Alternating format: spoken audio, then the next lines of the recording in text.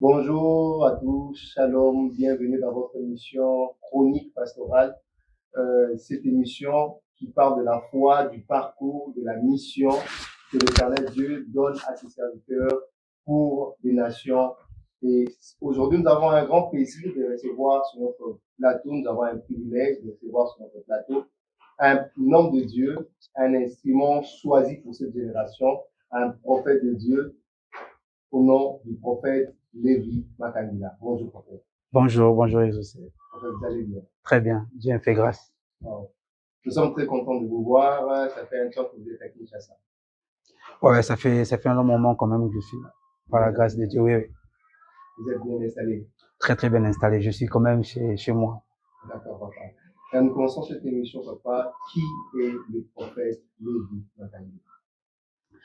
Alors, le prophète Lévi Makangila Junior est un réformateur et un homme du réveil. Son ministère est centré sur la réforme dans le sens où il est appelé à ramener l'Église dans la spiritualité, l'emmenant à quitter ces systèmes de religiosité fondés sur la manipulation, le contrôle et la peur. Et il est aussi un guide spirituel. Il travaille de manière à guider les hommes et les femmes à se connaître et à connaître les créateurs, mais aussi à arriver à un alignement spirituel afin de vivre la spiritualité, non pas seulement comme, non pas plutôt comme une fuite de l'humanité, mais par contre comme un alignement entre le corps, l'âme et l'esprit. D'accord, prophète. Vous avez parlé ici de peur. Et c'est-à-dire que votre ministère a un début aussi a connu ces traumatismes-là de la peur et de l'intimidation. C'est pourquoi vous êtes plus basé sur la réforme, sur la peur. Oui, je dirais ça parce que je fais face au système. Ça m'a pris suffisamment de temps pour sortir du système. Quand je parle de la peur, je vais tout simplement dire qu'aujourd'hui, le christianisme actuel met beaucoup plus en avant des enseignements qui font peur, qui traumatisent, plutôt que des enseignements qui bâtissent. Par exemple, on a un évangile qui est plus centré sur l'enfer. Si tu ne crois pas à Jésus, tu iras en enfer. Si tu ne laisses pas les péchés, tu iras en enfer. Et les gens viennent à Jésus, pas parce qu'ils ont fait une rencontre avec l'amour de Dieu, mais parce qu'ils ont peur d'aller en enfer. Et c'est ça le problème. On ne peut pas servir Dieu avec la peur d'être châtié par Dieu. On ne peut pas servir Dieu avec la peur ou venir à Jésus par peur d'aller en enfer. Il y a des chrétiens aujourd'hui, si on supprimait l'enfer, ben, ils ne seront pas chrétiens. Ils le sont parce qu'ils ne veulent pas aller en enfer, pas parce qu'ils aiment Dieu. Le christianisme ne consiste pas n'est pas fondé sur la peur de l'enfer. Le christianisme est fondé sur l'amour de Dieu. Christ est mort pour nous, c'est la révélation parfaite de l'amour de Dieu. Alors nous acceptons cela et cela devient le socle même de notre relation avec Dieu. Et même si l'enfer, on le supprimait, je continue à être chrétien parce que j'aime Dieu. Mais aujourd'hui, c'est pas le cas. Nous mettons plus en avant des enseignements qui font peur. Et nos églises sont remplies de personnes qui ont peur. Nous prions par peur, nous gênons par peur, nous donnons même à Dieu par peur. Vous voyez, même la dîme, on la paye par peur. Si tu ne payes pas ta dîme, tu vas perdre les restes de ton argent. Alors que la dîme devait être normalement l'expression de l'amour qu'on a pour Dieu et non pas quelque chose que l'on fait par peur parce qu'on a peur que Dieu puisse prendre notre capital, ainsi de suite. Voilà, donc laisse-moi donner un exemple. Aujourd'hui, par exemple, les chrétiens, ils prient avant de dormir. Mais posez-vous la question pourquoi? Parce qu'ils ont peur d'être étranglés par les démons. Voyez-vous? Donc, ils ont peur d'être étranglés par les démons. Et c'est pourquoi ils prient avant de dormir. Mais ça n'a aucun sens. Si votre prière est motivée par la peur du diable, votre prière n'a aucun effet. Parce que justement, le diable, ce qu'il veut, c'est que vous puissiez avoir peur de lui. Ce qu'il ne veut pas, c'est que vous puissiez avoir foi en Dieu. Parce que ce qui fait que le diable échoue dans votre vie, ce n'est pas ce que vous préservez. Non, comme un matériel, mais plutôt la foi que vous conservez. Parce qu'après, vous pouvez vous marier, mais si votre foi n'est plus au même niveau ou n'est plus en Dieu, les diables a gagné. Parce que les diables n'attaquent pas votre sommeil, ils n'attaquent pas votre mariage, ils attaquent votre foi. C'est ce que Job nous enseigne. Il s'est attaqué à ses enfants, à ses bétails, ainsi de suite. Mais il a fait, pas parce qu'il voulait prendre sa richesse, mais parce qu'il voulait sa foi. Et Job a tout perdu. Mais tant que Job avait gardé la foi, ben, Satan n'avait pas réussi. Si Job avait perdu la foi, Satan allait réussir. Alors, aujourd'hui, nous avons des chrétiens qui prient par peur. On prie avant de manger parce qu'on a peur. Si on ne prie pas, peut-être qu'on peut manger et puis on est empoisonné et puis voilà, on meurt. Mais nous devons savoir que la relation avec Dieu est fondée sur l'amour, ou doit être fondée sur l'amour et non pas sur la peur. Et c'est cette peur-là, justement, que moi, étant prophète, guide spirituel, homme de réveil réformateur, je combats. Parce que cette peur-là favorise la manipulation. Et là où la manipulation est présente, le contrôle est inévitable. Wow. Wow. Nous sommes en train d'aller un peu plus vite. Prophète, je vais un peu rentrer un peu en arrière. Je crois que les papiers seront tellement bénis. En fait, comment avez-vous reçu le Seigneur, comment ça s'est passé? Ça s'est passé où et quand? Alors déjà, c'est une très bonne question. Je suis fils d'un pasteur. Donc, je suis né dans une famille pastorale. Et vous savez, généralement, les fils des pasteurs pensent naître chrétiens. Et beaucoup de pasteurs même tombent dans ces pièges-là. Lorsque ils mettent au monde des enfants, ils prennent vraiment pas soin de leur ramener à connaître personnellement le Christ. C'est-à-dire, ils connaissent le Christ de manière familiale. Alors, c'est comme ça. Je suis né dans la maison d'un pasteur. Et à l'âge de 5 ans déjà, je prêchais. À l'âge de 5, 6 ans, 7 ans, je prêchais un vieux papa qui était cordonnier. Il nous aidait à y réparer nos chaussures. Alors, je l'ai enseigné et puis j'ai donné un Nouveau Testament. Vous voyez le Nouveau Testament bleu là qu'on avait à l'époque. Voilà. Mais arrivé à un moment de ma vie, j'ai demandé à ma mère de m'aider à faire la prière de conversion. Pourquoi? Parce que je m'étais rendu compte que je connaissais Jésus, mais je le connaissais comme un héritage familial. C'est pas mauvais, mais je voulais une relation personnelle avec lui.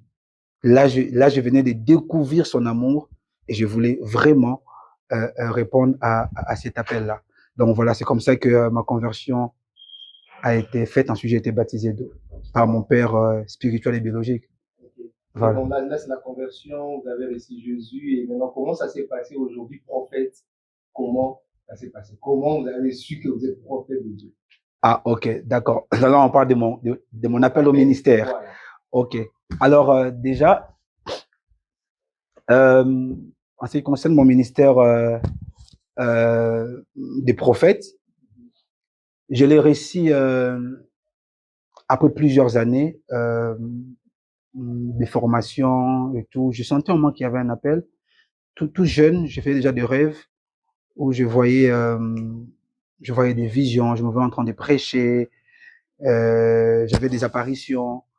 Je me rappelle une fois, je dormais, je crois que j'avais peut-être 10 ans, je dormais et j'ai eu une vision. Dans la vision, j'étais en train de voir un être, mais qui ressemblait à l'œil, vous voyez, l'œil humain.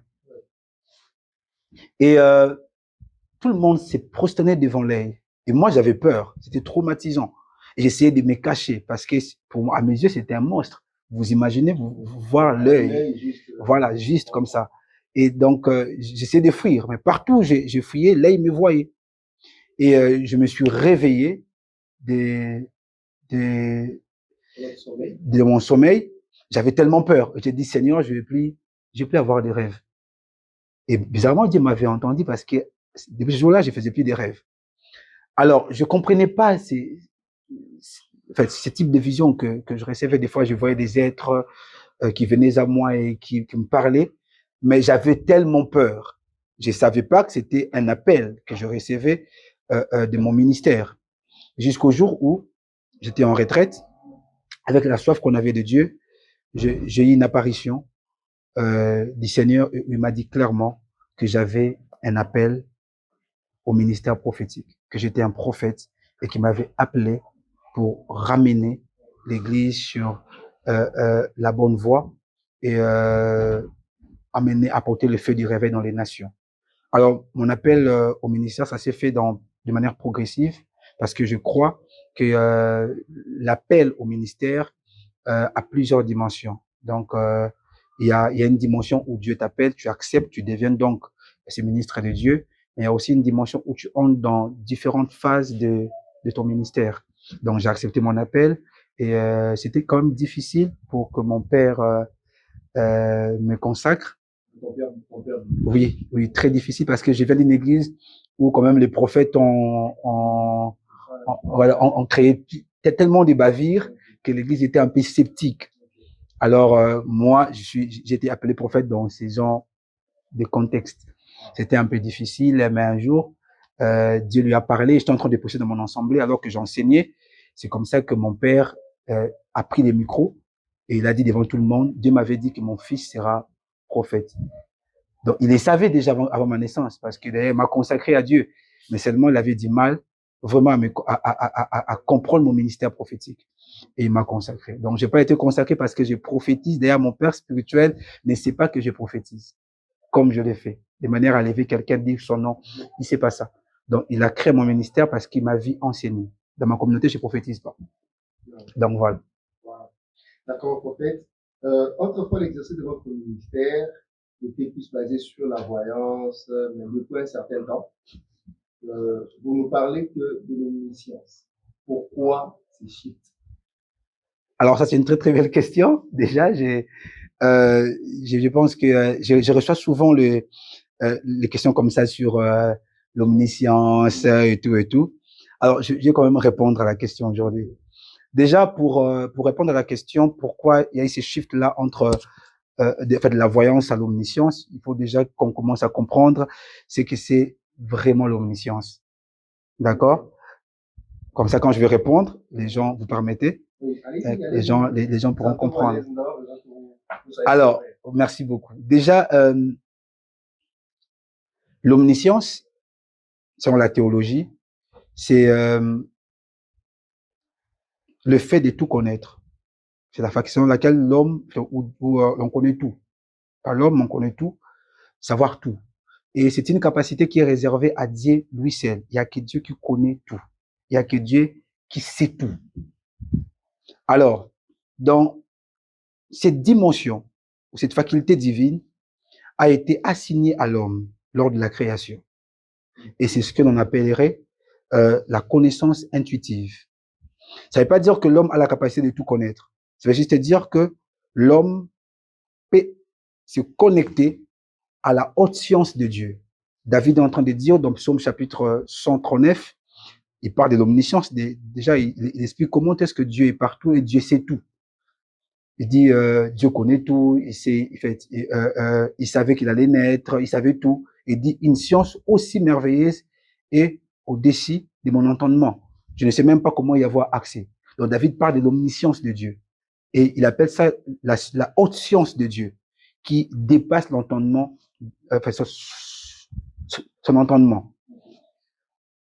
Alors, cette science-là, qui est la haute science de Dieu, la Bible nous explique que elle est enfouie dans le Christ, parce que Christ est la somme de toutes les sciences de Dieu. Ce qui veut dire, Christ nous donne la capacité, pas de tout connaître, mais plutôt d'être accessible à la totalité de la révélation que le Seigneur dispose en notre temps.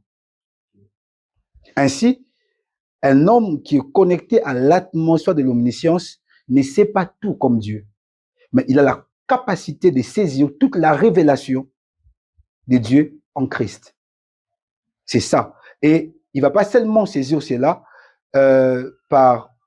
de manière extérieure, mais de manière intérieure. Car le plus grand savoir de Dieu ne vient pas de l'extérieur, mais ça vient de l'intérieur. Si tout ce que vous connaissez de Dieu, vous le savez à partir de votre extériorité, alors vous n'avez pas encore commencé à marcher réellement avec Dieu. Parce que Dieu, on ne le connaît pas seulement de l'intérieur, mais beaucoup plus de l'intérieur. Expliquez-nous un peu de l'intérieur et de l'extérieur. Ça veut tout simplement dire que la relation que l'homme a avec Dieu est intérieure. Le Saint-Esprit habite en nous. D'accord? Le Saint-Esprit habite en nous. Cela veut dire qu'il nous enseigne dès l'intérieur. Parce que il est important de savoir que nous ne connaissons pas Dieu en venant sur la terre. Non, nous nous rappelons de Dieu.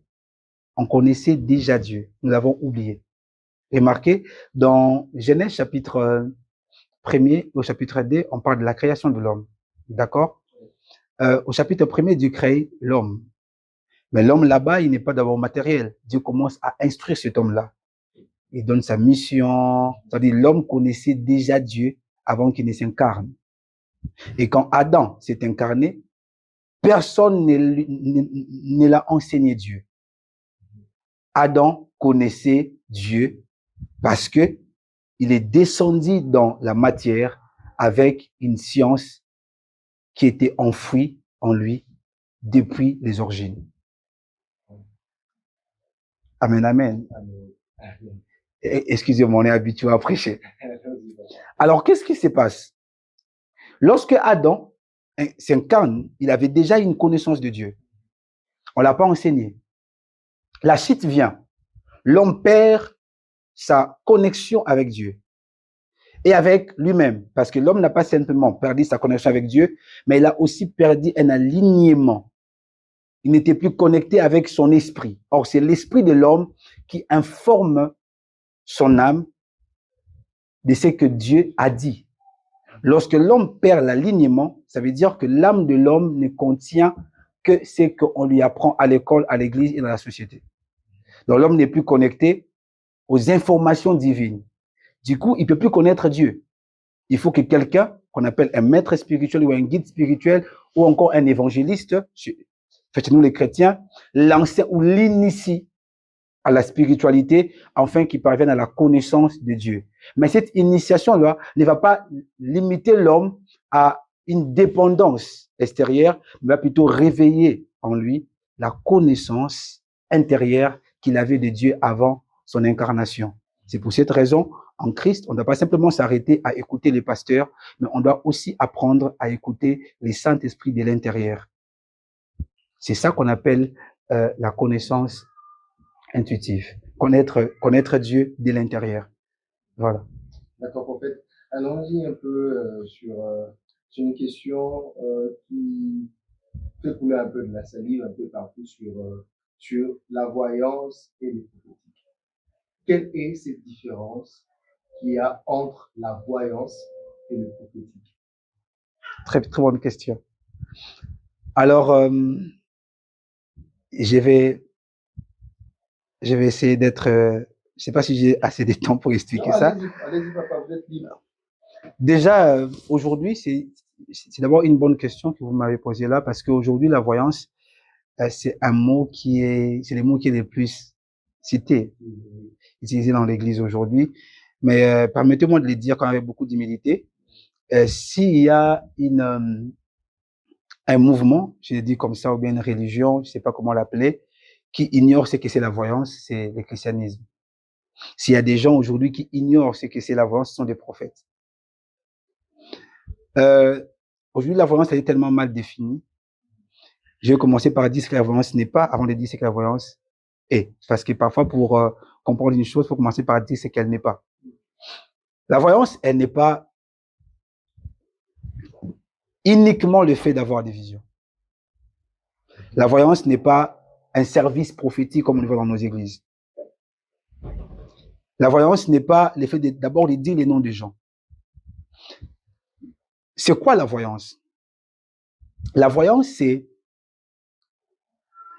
une capacité extra-sensorielle que l'on retrouve chez les êtres humains. ou certains êtres vivants aussi. Cette capacité permet donc à l'homme de percevoir dans le monde spirituel au travers des différents canaux. Je vais répéter, la voyance, c'est une capacité extrasensorielle, une capacité de perception extrasensorielle. Donc, chaque être humain est voyant ou a la voyance. Parce que la voyance, ce n'est pas réservé à une certaine élite. Non, la voyance, c'est l'état créateur de l'homme. C'est-à-dire que tout homme est né voyant. Tout homme est né voyant. C'est comme tout homme né avec des sens, avec 5 sens. Ça, c'est la dimension matérielle. Nous avons 5 sens dans le corps. Et étant des esprits, nous avons aussi des sens. Et c'est l'ensemble de ces sens-là qu'on appelle une capacité extrasensorielle, qu'on appelle la voyance. Alors, cette capacité de perception fonctionne avec différents canaux, comme je l'ai dit. Il y a la clairvoyance, la clairaudience, la claircognizance, la clairsentience, ainsi de suite. Il y en a au moins plus de 17 que je donne lorsque j'enseigne. Oui, effectivement, il y en a plus de 17 canaux par lesquels la voyance s'exerce. Alors, aujourd'hui, l'Église a défini la voyance comme un don particulier que certaines personnes ont et que d'autres n'ont pas. Et ceux qui ont ça, on les appelle spécialement des voyants. Et ils sont comme des extra-hommes. Alors que la voyance est dans chacun de nous.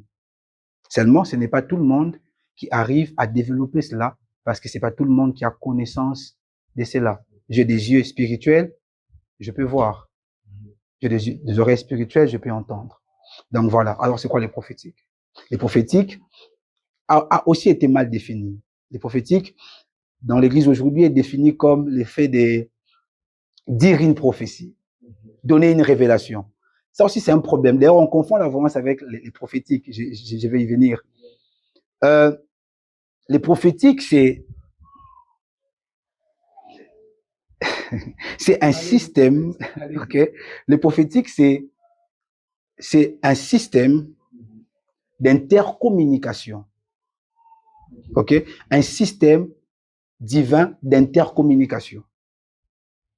C'est le mécanisme par lesquels tout dans l'univers communique et l'univers communique avec Yahvé et Yahvé avec l'univers. Parce que l'univers a été créé ou encore est caractérisé, dirigé par un système d'intercommunication.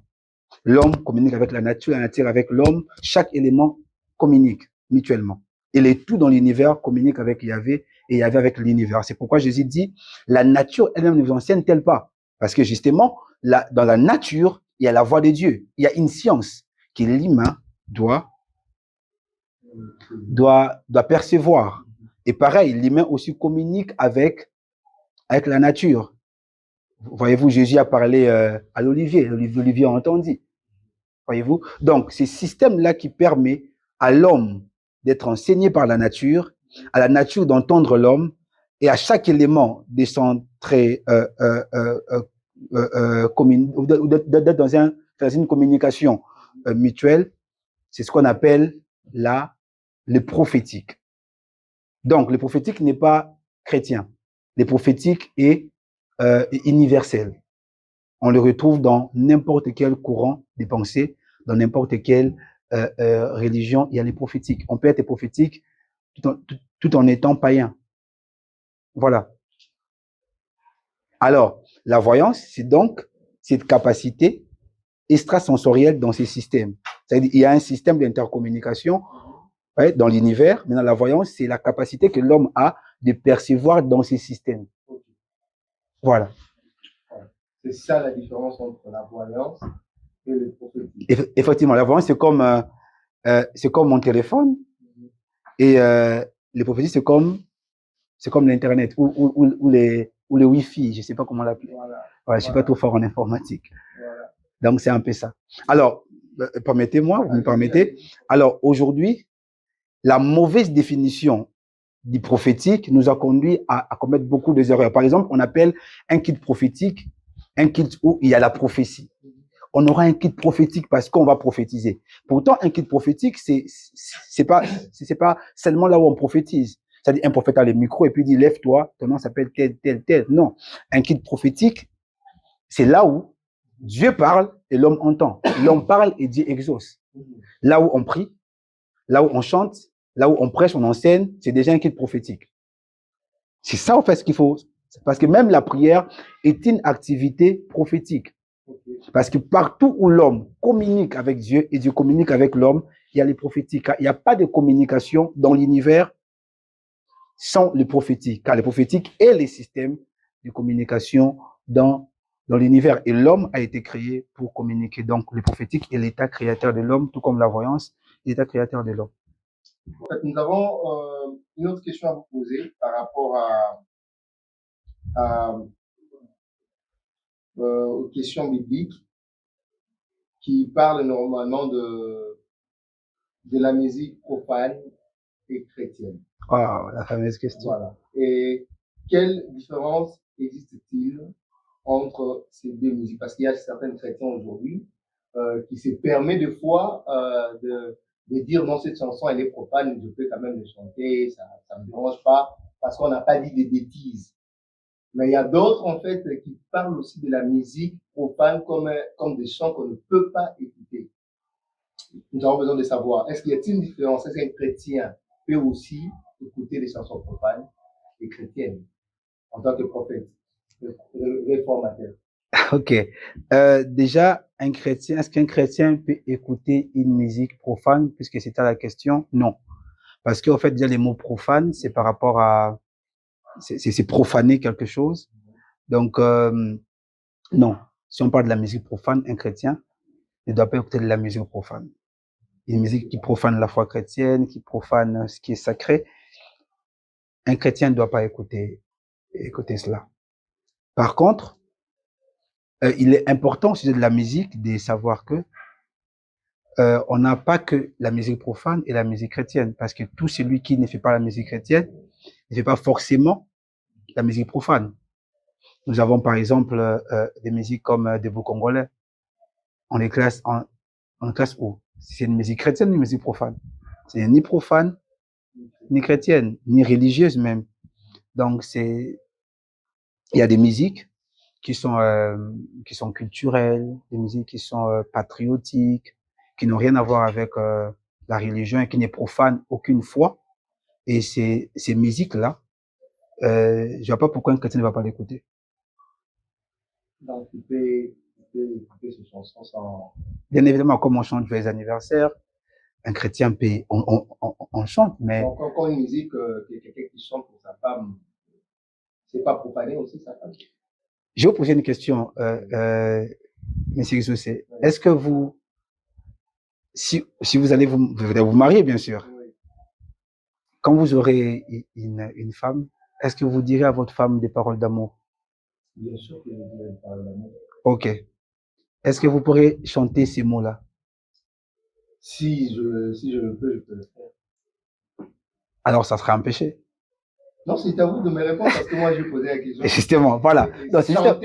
C'est pour dire que chanter l'amour qu'on a pour sa femme, ben c'est pas mauvais, c'est pas un péché, parce que si chanter l'amour qu'on a pour sa femme est un péché, donc dire aussi l'amour qu'on a pour sa femme serait un péché. Lorsque Adam a rencontré Ève, il n'a pas dit voici cette fois-ci l'os que Dieu m'a donné, il a dit voici l'os de mes os, la chair de ma chair. C'est-à-dire il n'a pas mis Dieu dans ce qu'il disait. Il a parlé de ce qu'il ressentait, de ce qu'il avait vu. Ce qui veut dire, c'est pas parce qu'une chanson n'a pas Dieu à l'intérieur que Dieu est contre ça. Non. Donc moi je pense qu'aujourd'hui, il est important de mieux comprendre cet aspect des choses. Déjà, on parlera de l'inspiration, parce qu'il est important d'en parler. Je ne dis pas ici qu'on doit écouter toutes les musiques. C'est pas ce que j'ai dit. Il y a des musiques qu'un chrétien ne doit pas écouter.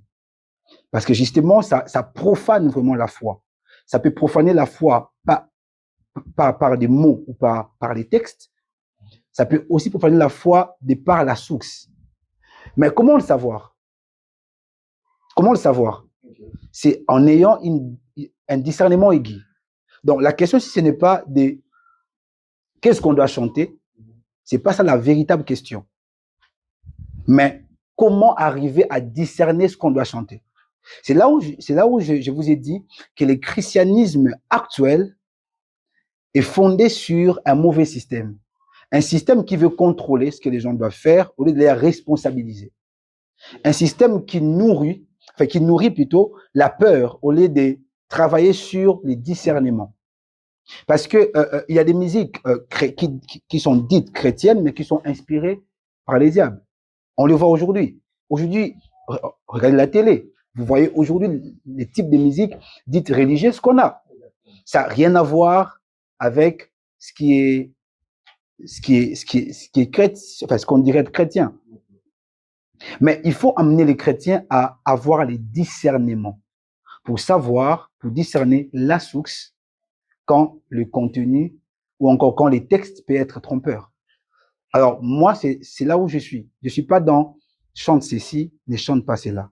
Je suis dans le fait d'être en mesure ou de travailler plutôt à amener les chrétiens à développer leur propre discernement afin de distinguer ce qui est bien et ce qui ne l'est pas. C'est ce que Paul dit. Tout m'est permis, mais tout n'est pas utile. Ça veut dire qu'un chrétien doit atteindre un discernement pour savoir différencier ce qui est permis et ce qui est utile. Voilà. On peut dire que selon l'éthique, oui, effectivement, c'est interdit. Mais pourquoi nous souvent vous êtes prophète, je crois que vous avez quand même vu, je crois que ça vous est aussi déjà arrivé, de dévoiler peut-être la vie de quelqu'un aux yeux de tous. Je pense que j'ai jamais ça. J'ai jamais fait ça. Parce qu'en fait, comme je vous ai dit, j'ai un père spirituel qui est très strict avec les prophètes. Et je viens d'une église qui a été victime des abus du ministère prophétique. Donc, j'ai été même victime de ces abus-là parce que mon ministère a eu du mal à être vraiment reconnu à cause de ça. Donc, du coup, il y a des choses que je peux pas faire. Donc, je n'ai jamais fait ça. Par exemple, dire à quelqu'un devant tout le monde, ta mère, elle est sorcière. Et c'est filmé. Ça passe en direct. La maman est à la maison. Déjà, il faudrait savoir une chose. Il n'y a aucun prophète qui est sûr à tout moment, à 100% sûr, à tout moment de ce qu'il dit. Un prophète peut se tromper. Il peut se tromper. On l'a même vu durant quand les histoires de l'Est du pays a commencé. Il y a eu combien de prophéties? Combien de prophéties ont tapé à côté? Ça veut dire que les prophètes peuvent se tromper.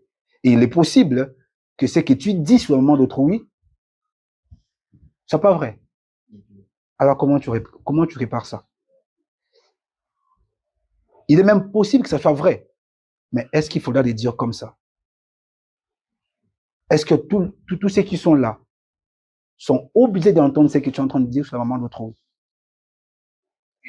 C'est ça le problème. Donc, je pense que, et aujourd'hui, permettez-moi de le dire, aujourd'hui, les prophètes, nous les prophètes, il y a une chose que je ne comprends pas. Les prophètes se mettent dans une position d'autodéfense. Dès qu'on parle des prophètes, des bavures des prophètes, il y a des prophètes qui s'élèvent pour vouloir défendre. Non, on va défendre les ministères prophétiques. Mais le problème, ce n'est pas d'indexer les pasteurs qui parlent du ministère prophétique en bien ou en mal. Le problème, c'est pas ça. Le problème, c'est de nous revoir nous. Les vrais problèmes, c'est pas les pasteurs qui parlent, mais c'est nous, les prophètes. Au lieu de tout le temps vouloir aller en guerre contre ceux qui parlent du ministère prophétique, il est temps que nous puissions nous revoir. C'est ça la sagesse. Parce que on ne va pas protéger les ministères prophétiques en allant en guerre avec des pasteurs ou des communautés qui sont contre les ministères prophétiques, mais plutôt en présentant un prophétique bien cadré, un prophétique pur, un prophétique élevé, qui va au-delà de tous ces tralala, ainsi de suite. Je suis aussi prophète, mais je suis contre aujourd'hui ces vents qui met en avant ces systèmes ce système que nous voyons aujourd'hui dans nos églises. Je suis aussi contre ça. Donc, c'est pour dire qu'aujourd'hui, les prophètes, nous devons essayer de nous revoir au lieu de tout le temps vouloir indexer le pasteur, aller en guerre contre les pasteurs. Il faut que nous arrivions nous-mêmes à nous revoir. Et c'est comme ça qu'on va présenter. Parce que, permettez-moi de le dire, vous savez, ce que beaucoup de gens ignorent, c'est que dans le domaine de l'esprit, il existe ce qu'on appelle les traumatismes spirituels. Et même les traumatismes prophétiques. Il y a beaucoup de pasteurs qui parlent en mal du prophétique. Ce n'est pas qu'ils détestent la prophétie, mais ils sont dans un traumatisme prophétique. Il y a des communautés plutôt qui rejettent les prophètes, ça parce qu'ils ne croient plus aux prophètes, mais parce qu'ils sont dans un traumatisme prophétique. Ça veut dire, je vais dire ça de manière très simple pour que tout le monde puisse me comprendre. Vous savez, lorsque quelqu'un vit une expérience spirituelle désagréable, cela peut créer en lui un traumatisme. C'est-à-dire le cerveau peut créer un système d'autodéfense face à cette manifestation ou au type de malfaçons similaires. Ça veut dire, par exemple, tu rencontres, tu vois un démon, d'accord, ou un être monstrueux qui t'apparaît. Ça te fait tellement peur, c'est tellement désagréable que tu peux devenir sceptique face à toute apparition spirituelle. Et c'est ce qui se passe actuellement. C'est que le cerveau peut commencer à rejeter tout type de manifestation similaire. C'est ce qui se passe actuellement. C'est qu'il y a des personnes qui ont vécu des expériences désagréables avec des prophètes et avec la prophétie. Et cela a créé en eux les rejets global du ministère prophétique et des prophètes. Donc, c'est pas volontaire, mais le cerveau a créé un système d'autodéfense. Ce qui veut dire, dès que tu es devant un prophète, qu'il soit authentique ou pas, le cerveau ne veut pas. Il ne veut pas entendre prophétie. Il ne veut pas entendre prophète. Parce qu'il veut se protéger d'une expérience désagréable déjà vécue. Alors, qu'est-ce qu'il faut faire? Ce qu'il faut faire maintenant, c'est de ne pas aller dans un front, dans une confrontation avec ce type de personnes, de communautés de pasteurs. Il faut plutôt commencer à traiter ces traumatismes. Comment? Il faut que le prophète puisse revoir leur façon de faire. Il faut que nous, prophètes, commençons nous-mêmes à revoir, à réformer notre ministère, à réformer notre façon de faire. Enfin, de traiter l'esprit des chrétiens qui ont été traumatisés par des prophètes ou par des faux prophètes. En fait, avant de revenir sur la question dont je viens préparer pour vous poser, j'aimerais savoir, prophète, c'est une question que j'ai posée à la prophète Abirel Maketi pendant qu'il était passé dans notre plateau. Que dites-vous de ces phénomènes prophétie non accomplie? Ok. Une personne qui a reçu une prophétie, dans un culte, on l'a dit que non, tel jour, tu verras telle chose que tu n'as pas vu. Et en arrivant ce jour-là, le monsieur ou bien la dame ne voit pas ce message accompli. Que dites-vous de ça? Alors, les prophéties non accomplies peuvent avoir plusieurs sources pour plusieurs raisons. Puisqu'on parle, on est sur un terrain d'individualité ou sur un terrain global? Un terrain global. Global, voilà. Comme je disais tout à l'heure, il y a des prophéties. Ouais, ok, effectivement. Des prophéties sur les nations, sur les individus peuvent ou ne pas s'accomplir pour plusieurs raisons. La première raison, c'est laisser pourquoi la prophétie a été donnée. Il y a des prophéties qui sont des avertissements. Voyez-vous, c'est-à-dire Dieu avertit.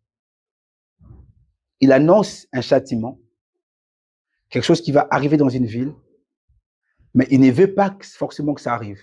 Il annonce cela à cause de comment est-ce que les habitants de la ville ou le peuple se comportent. Et si le peuple revient à lui, ben, il n'accomplira pas ce qu'il avait annoncé. C'est ce qui est arrivé dans le cas de notre bien-aimé Jonas. Il a été frustré de voir que ce qu'il avait annoncé ne s'est pas accompli. Parce que Jonas n'a pas pris le temps de comprendre le pourquoi de la prophétie. Pourquoi Dieu avait parlé à Ninive.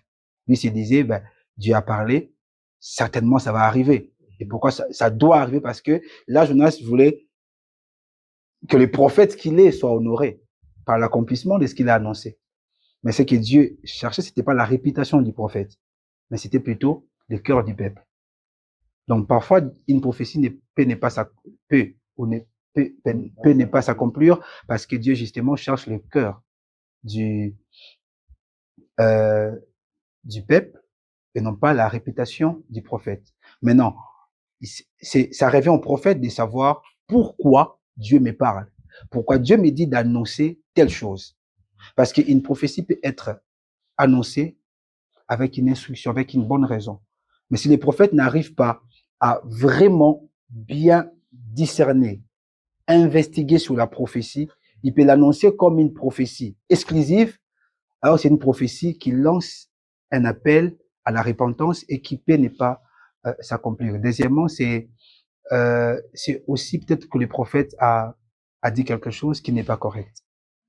C'est possible. Vous êtes sincère. Oui, dans la bouche d'un vrai prophète peut sortir une fausse prophétie. Dans la bouche d'un vrai prophète peut sortir une Effectivement. fausse prophétie. Comment s'explique? C'est ce que les prophètes n'avouent jamais. Comment ça? Une fausse prophétie ne fait pas d'un prophète un faux prophète. Ça fait de lui juste un humain. Ça veut dire quoi? Comme je vous ai dit ici, le prophète perçoit à partir de sa capacité extrasensorielle. Et lorsque un prophète, je vais vous expliquer une chose très, très rapidement. Vous savez, quand on parle par exemple des yeux spirituels, de la voyance, dans la dimension de la clairvoyance, des yeux spirituels, l'homme a pratiquement 6 yeux. D'accord? Donc, on parle des yeux spirituels, on parle des yeux de l'âme, la Bible parle de l'œil de l'âme, d'autres versets parlent des yeux de l'âme, et on a les yeux physiques. Les yeux physiques voient le monde physiques. L'œil de l'âme ou les yeux de l'âme, je dis 6 parce que il y a des versets qui parlent des yeux et non de l'œil. Mais en principe, l'âme a l'œil. Donc, les yeux de l'âme voient le monde intermédiaire, le monde des pensées, des émotions, ce monde-là qui est entre le monde spirituel et le monde physique, parce qu'il y a 3 mondes. Le monde spirituel, le monde intermédiaire et le monde spirituel. Pour ceux qui suivent mes écoles, ils le savent. Donc, l'âme voit le monde intermédiaire. C'est un monde qui n'est ni spirituel ni physique, c'est un monde hybride, c'est-à-dire un monde qui est à la fois spirituel et à la fois physique. C'est le monde dans lequel nous entrons lorsque nous fermons nos yeux pour dormir. Ce que l'on voit là, c'est le monde intermédiaire. Et nous voyons dans le monde intermédiaire avec l'œil de notre âme. Et nous voyons le monde intermédiaire tel que notre âme est. C'est pourquoi Jésus dit, si l'œil de ton âme est dans les ténèbres, tout ton être est dans les ténèbres. Quand il parle de l'être là-bas, il ne parle pas de l'esprit, il parle de l'âme. C'est toute ton âme est dans les ténèbres parce que ton œil, c'est-à-dire, tu ne pourras que percevoir les ténèbres parce que ton œil est dans les ténèbres. Vous voyez? C'est pourquoi parfois vous pouvez dormir et vous rêvez de votre maison très sale. Très, très sale. L'état de votre maison révèle l'état de votre âme. Donc, vous voyez dans le monde intermédiaire tel que votre âme est. Parce que le monde intermédiaire est un monde malléable. On y trouve très souvent ce qu'on y met. Ensuite, on a le monde spirituel. Alors, regardez. Les prophètes, comment est-ce qu'ils perçoivent?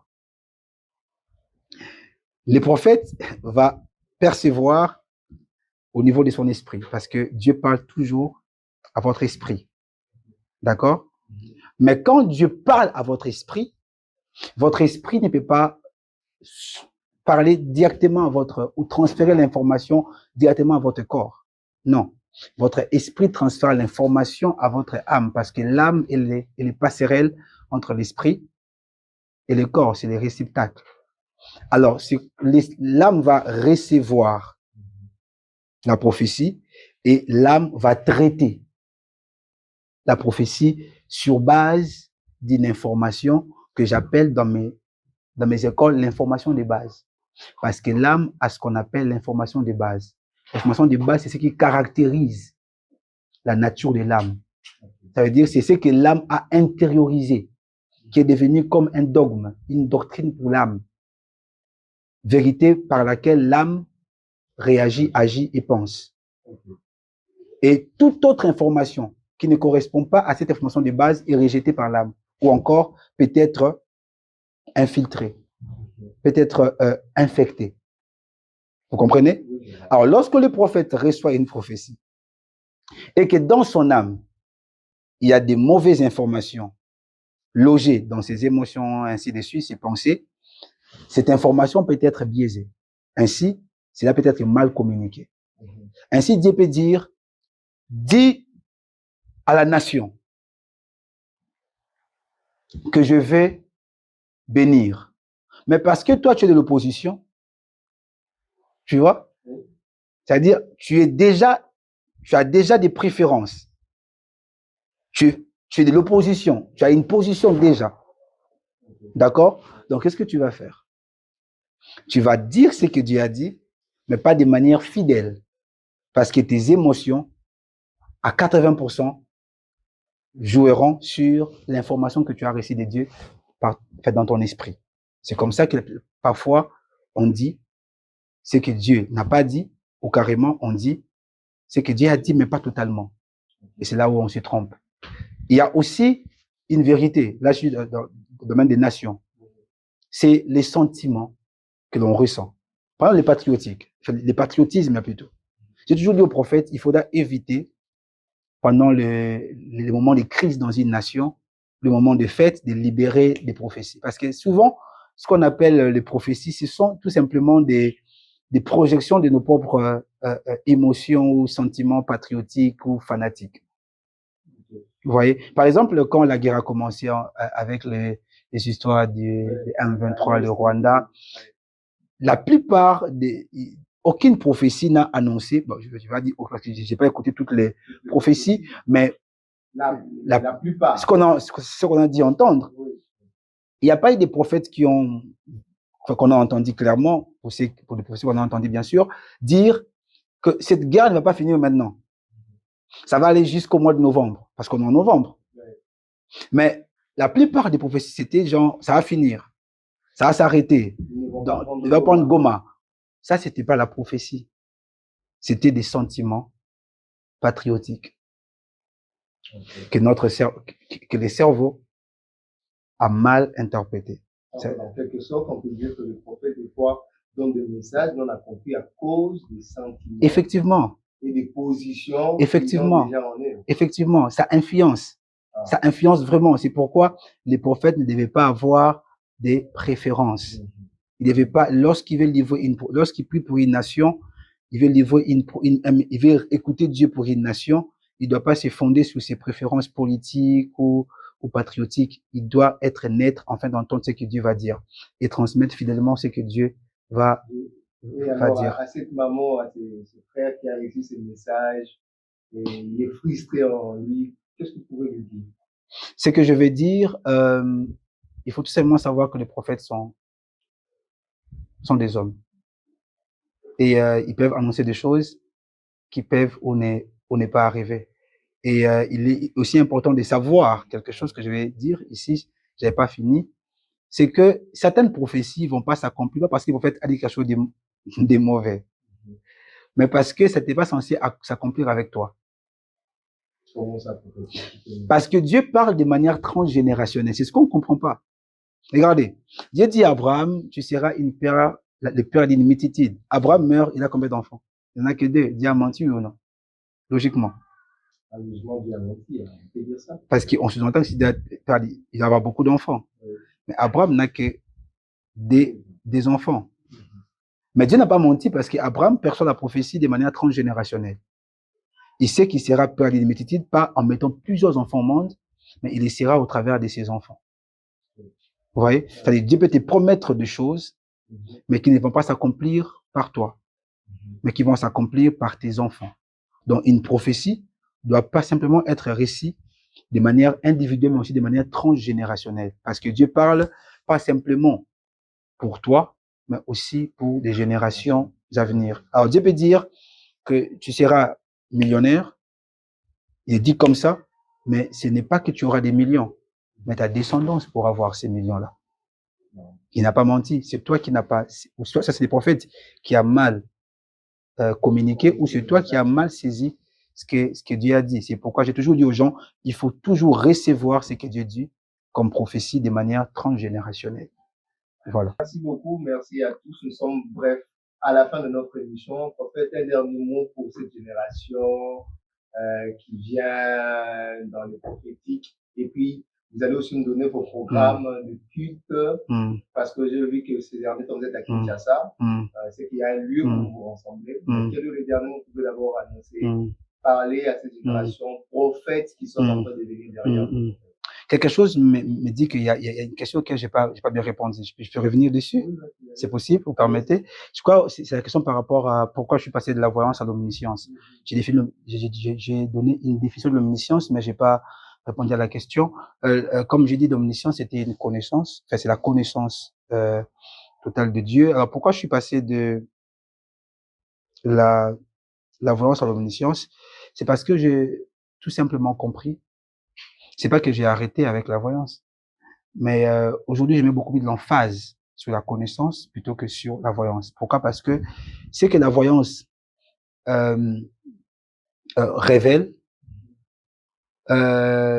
l'omniscience ne révèle pas. C'est là simplement, mais l'omniscience révèle les pourquoi et les comment de ce que la voyance a révélé. La voyance consiste à dire ce qui se passe, ce qui va se faire, mais l'omniscience nous amène à nous connaître nous-mêmes, à nous découvrir, à connaître Dieu. Voyez-vous? Alors, aujourd'hui, je pense que les gens ont plus besoin de connaître Dieu, de se connaître aussi, parce que j'ai toujours dit ça, la connaissance de soi, il y a la connaissance de Dieu. On aura beau à dire aux gens, tu vas te marier, tu vas, ainsi de suite. Ces choses-là, c'est bien, mais ça doit être fondé sur la connaissance de Dieu. Car ce que le diable attaque, ce n'est pas ce que nous devons savoir de notre futur, mais ce que nous savons de Dieu. Ce n'est pas ce que nous devons avoir que la voyance annonce, mais plutôt ce que nous devons être en Dieu. Alors, il faut qu'il y ait de l'équilibre. Il faut qu'on annonce aux gens ce que Dieu va faire, mais aussi nous devons les emmener à être ce que Dieu est. Et ce que Dieu va faire, la voyance l'annonce. Mais ce que nous devons être en Dieu, l'omniscience nous le dit. C'est pourquoi je suis passé de la voyance à l'omniscience. Je dirais pas que je suis passé, mais je suis arrivé à cet équilibre-là. Je dis aux gens ce que Dieu va faire. Je dis aux gens ce qui se passe, mais je dis aussi aux gens ce qu'ils doivent être en Dieu. Et pour dire aux gens ce que Dieu va faire, je leur dis, ainsi parle le Seigneur. Mais pour leur dire ce qu'ils sont ou ce qu'ils doivent être en Dieu, je leur dis, la Bible dit. Voilà. D'accord, prophète. Vous êtes à Kinshasa. Ces derniers temps, vous êtes là pour un long moment. Et vous vous réunissez où et comment est le programme? Alors, nous nous réunissons sur l'avenue Bobozo, numéro 30. C'est juste référence 2e poteau sur 7e rue. Donc, quand vous arrivez là, c'est là où nous nous réunissons. C'est chaque jeudi à partir de 17h à 20h. Chaque jeudi, de 17h à 20h. Et chaque fin du mois, nous aurons des réunions très ouvertes à la salle Lisanga. Donc, vous réunissez à Bobozo numéro 30, l'unité 7e rue. Voilà. D'accord. D'accord, prophète. Merci beaucoup. Un mot de la fin pour ceux qui nous ont suivis. Ok. Un conseil, un mot de la fin que je vais donner à la génération des prophètes. Cherchez à connaître Dieu. Cherchez à connaître votre appel, à vous connaître aussi en Dieu.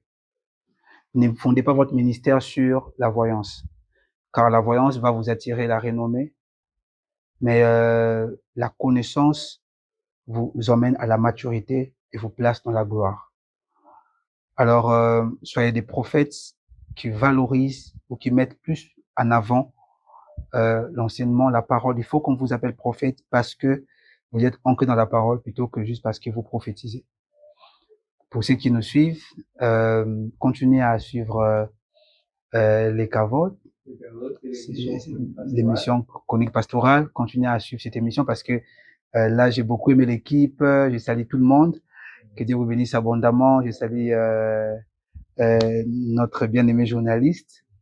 Que Dieu te bénisse abondamment, mais aussi à la régie et notre bien-aimé aussi Gloire Kalenga. C'est les fondateurs. Voilà, les fondateurs, les patrons des cavotes, avec toute son équipe. Que Dieu vous bénisse abondamment. Voilà. Nous nous séparons souvent dans cette émission avec une prière. Est-ce que vous pouvez prier pour ces personnes qui nous suivent? Peut-être il y a quelqu'un qui est malade, qui suit cette émission. Peut-être il y a quelqu'un qui cherche à connaître la voix du Seigneur. Il y a quelqu'un qui veut donner sa vie à Dieu. L'autre qui cherche à savoir son appel. Si réellement il est appelé dans le prophétique, il est peut-être troublé avec les questions. Une prière pour clôturer ce moment. Donc on va prier.